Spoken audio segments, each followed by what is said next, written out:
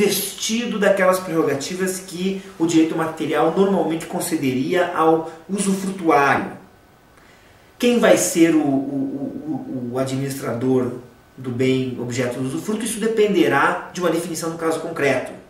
O 719, em seus 2 incisos, tem uma redação bastante acaciana. Será o credor se o devedor concordar, ou será o devedor se o credor concordar. Obviamente, há a perspectiva de não haver acordo, não haver concordância. E daí o que se diz normalmente é quem será, nessa hipótese, designado um terceiro como administrador. Mas eu me permito aqui também fazer uma ressalva, de um ponto de vista pessoal. A despeito de não haver concordância, o juiz pode sim, fundamentadamente, ainda assim, insistir com a nomeação de um dos 2 sujeitos do próprio processo executivo, devedor ou credor, de um dos 2 sujeitos parciais do processo executivo. No mais, o administrador, isso eu já havia dito antes, o administrador do bem objeto do usufruto, submete-se ao regime jurídico do depositário. Tem o dever de conservar o bem, de manter o bem, de administrá-lo nas suas necessidades, de colher devidamente os seus frutos, seus rendimentos, prestar contas, apresentar um planejamento de administração ao juiz e assim por diante. Isso tudo é objeto de referência no artigo 723 do Código e se aplicam aqui, repito, insisto nesse ponto, os princípios e normas e regras aplicáveis ao depositário judicial.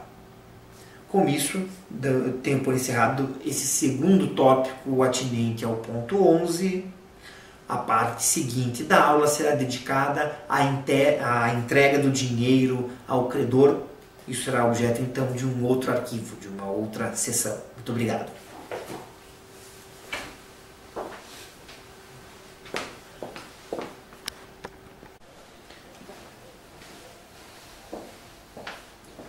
A terceira parte do ponto 11 é dedicada à entrega do dinheiro ao credor, naquelas hipóteses em que expropriação e satisfação não coincidem. Recapitulando, em que hipóteses expropriação e satisfação do crédito se identificam no mesmo ato. No usufruto executivo, na adjudicação, quando essa é feita pelo credor, e ainda uma terceira hipótese, não cogitada entre nós aqui até o momento, mas que já foi objeto de lembrança em oportunidade anterior, nas hipóteses de penhora de dinheiro. Quando a penhora recai diretamente sobre o dinheiro, tão logo não exista nada a suspender a execução, o próprio dinheiro é levantado pelo exequente, é entregue ao exequente. Agora, a hipótese mais comum é aquela em que os bens penhorados são expropriados executivamente mediante alienação judicial em asta pública ou alienação judicial por iniciativa privada. E a hipótese mais comum ainda é que isso aconteça de um modo tal que um terceiro adquira o bem, de modo que se obterá dinheiro com a asta pública e esse dinheiro haverá de ser, ou com a alienação por iniciativa privada, e esse dinheiro é que haverá de ser entregue ao exequente. Há ainda a hipótese da adjudicação feita por outros que não o credor, ascendente, descendentes, cônjuge, sócio em relação às cotas penhoradas e assim por diante. Esses casos todos, então, são regulados pelas regras que aqui agora mencionarei. Há basicamente 2 procedimentos concebíveis na execução por quantia certa contra devedor solvente, 2 procedimentos concebíveis de entrega do dinheiro. O primeiro é o procedimento simplificado, que se dá naqueles casos em que sobre o bem arrematado, sobre o bem objeto, enfim, da expropriação que rendeu o dinheiro, não havia nenhuma outra constrição judicial ou contratual que não aquela própria penhora que gerou a expropriação. Então não havia penhora de outros credores sobre o bem, não havia hipoteca, não havia penhor. Nesse caso, há um único credor interessado naquele resultado executivo e ele então levantará o dinheiro assinando o respectivo termo de quitação, que ficará nos autos no termo 709, parágrafo único do Código. A hipótese, no entanto, mais problemática e que merece aqui nossa atenção é a do levantamento do dinheiro, da entrega do dinheiro, quando há vários credores pretendendo a obtenção desse dinheiro, precisamente porque havia várias penhoras sobre o bem ou porque havia garantias reais constituídas sobre o bem, além de penhora.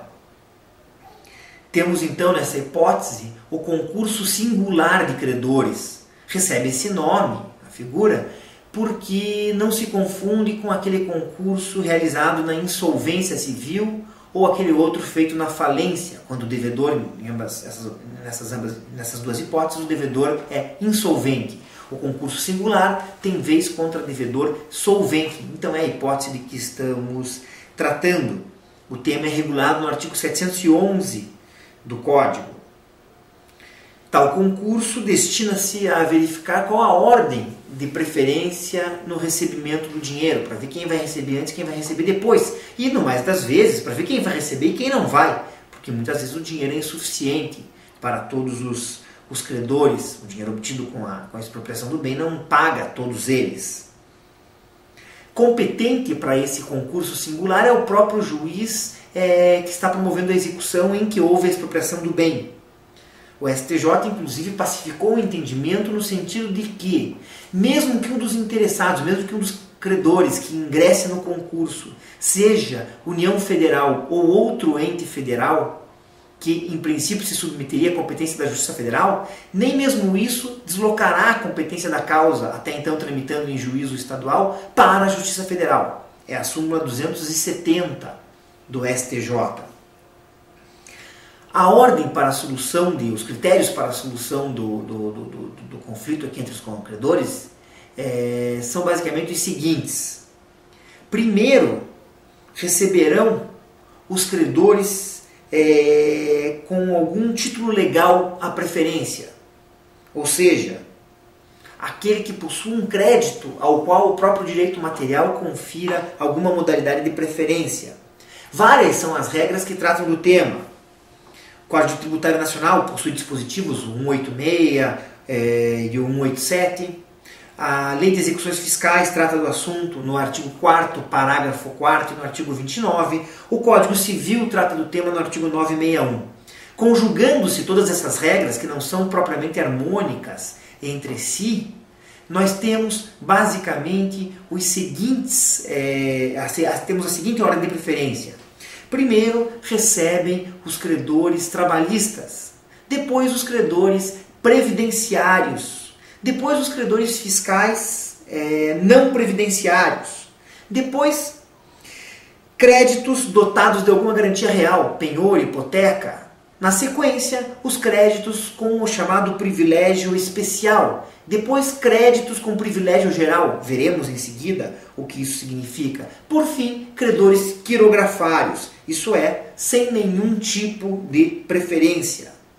É nesse ponto que se põe, então, a questão da preferência gerada pela penhora.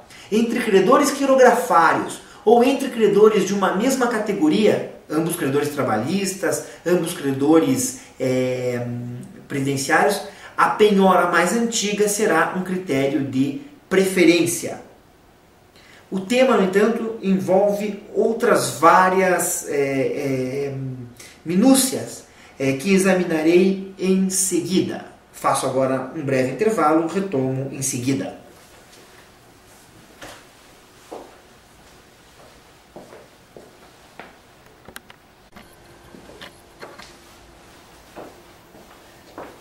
Prosseguindo no exame do incidente da entrega do dinheiro ao credor, continuo falando do concurso singular entre credores. Entre os créditos fiscais também há aqui critérios de ordem de preferência. Os créditos fiscais da União têm preferência em relação aos dos Estados e do Distrito Federal. Os dos Estados e do Distrito Federal têm preferência em relação aos do município. Entre Estados e Distrito Federal não há nenhuma ordem de preferência. Haverá rateio entre eles quando disputarem a mesma quantia numa mesma execução. O mesmo acontece entre diferentes municípios.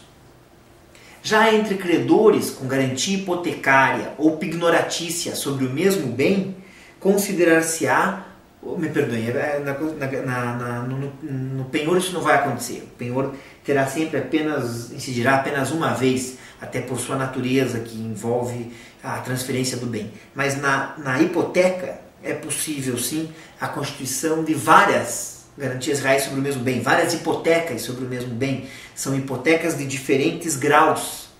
A preferência será daquele que tiver a hipoteca de maior grau, de primeiro grau. A primeira hipoteca, portanto, feita sobre o bem, que é a de primeiro grau. Aqui vem depois a de segundo, a seguinte é de terceiro grau e assim sucessivamente. Essas várias hipotecas podem ser todas constituídas sobre o bem, mas cada credor hipotecário fica ciente de que a preferência é do credor hipotecário com grau maior, que promoveu sua garantia real, contratou sua garantia real, constituiu sua garantia real antes sobre aquele imóvel.